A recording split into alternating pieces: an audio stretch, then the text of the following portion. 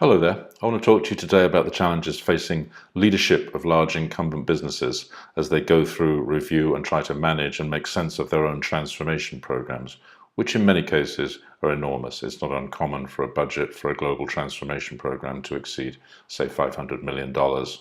And the pressure on these programs of change is absolutely enormous. However, as we'll find, the thought premises that underpin them are often faulty, and this is leading to a lot of uncertainty and a lot of stress at leadership level. This presentation aims to understand why that's happening and how leadership needs to think about these transformation programs in order to move from being spectators or indeed passengers to actually taking control and actually establishing what is success and what is not. So, why is this so serious and why is this so much of a challenge? Well, for a start, a very small number of digital transformation programs are actually successful. The current estimate is in the region of 20%.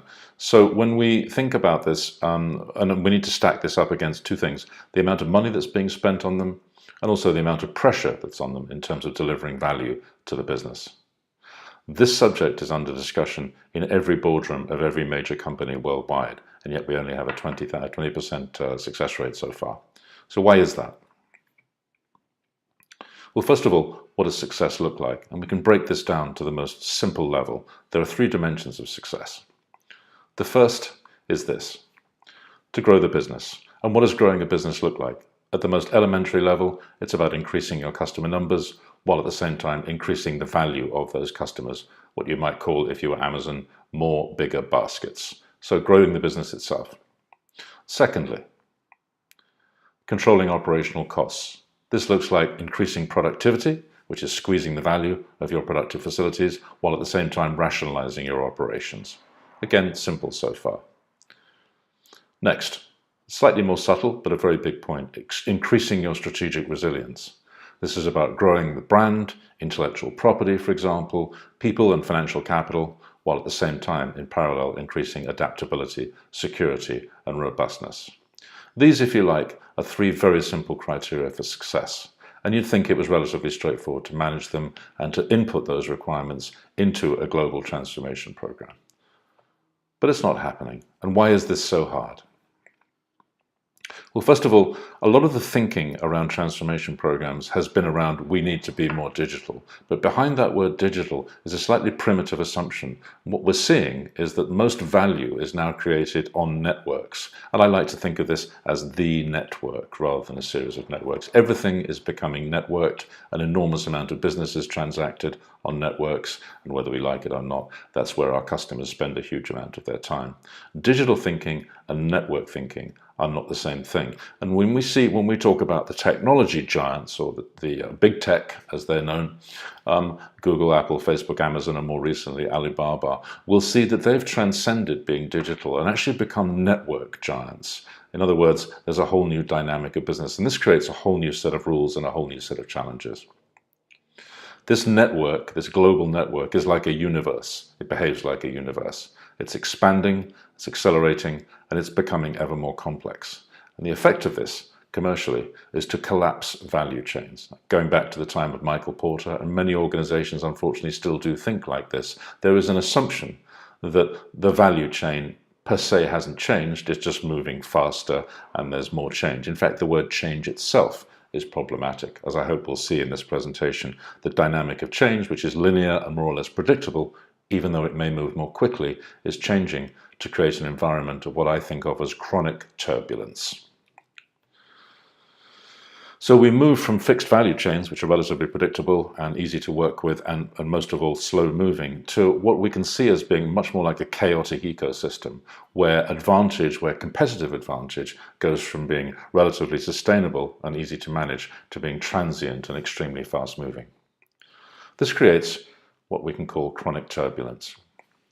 And what does that mean?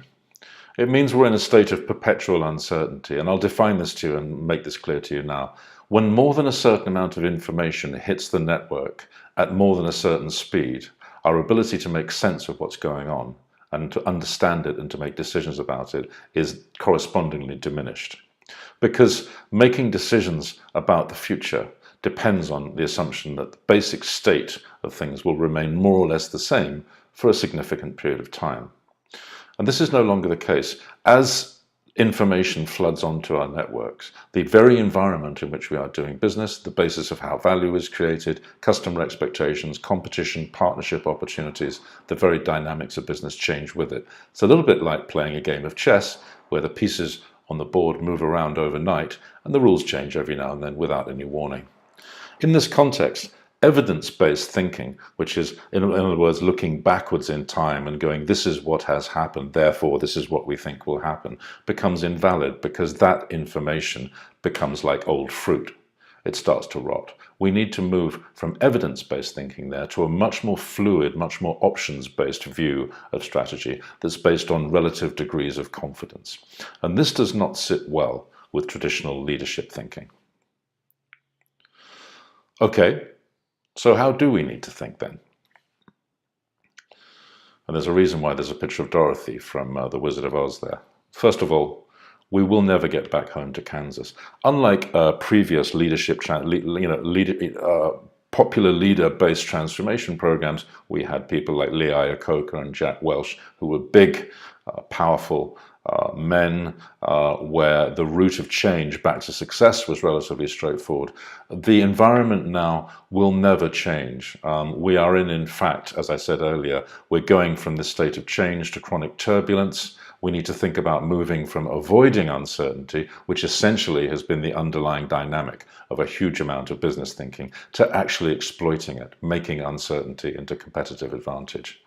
Transformation in this environment goes from being a project to being a core capability. Transformation of the enterprise becomes the core competency that we need to develop, and we never stop transforming from here on.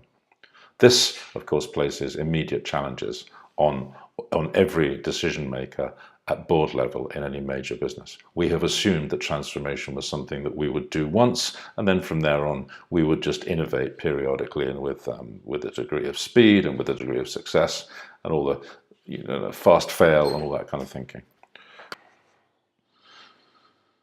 So there are 4 management implications that we need to look at here.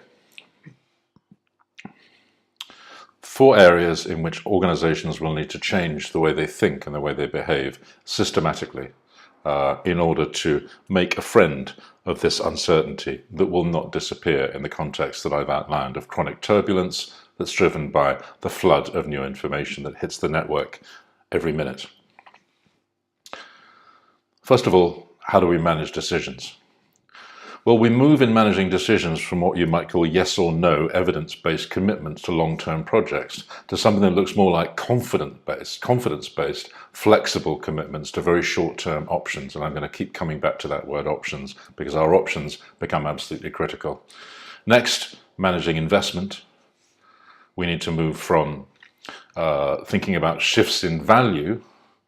I'll start again. Shifts in value mean that capital assets are always in danger of becoming toxic liabilities. So that very, very valuable building, that plant, unfortunately in some instances also staff, but hopefully as rarely as possible, are in danger of becoming liabilities, while on the other hand, we need to move towards a continuously revised portfolio of fast to implement options. So long-term strategic plans, 5-year transformation programs, none of these things have validity anymore. Next, operational management. We move from an internal focus on managing the efficiency of our fixed capabilities, which we can view also as assets, to more of a contextual focus on the liquidity of diverse optional skills and optional resources.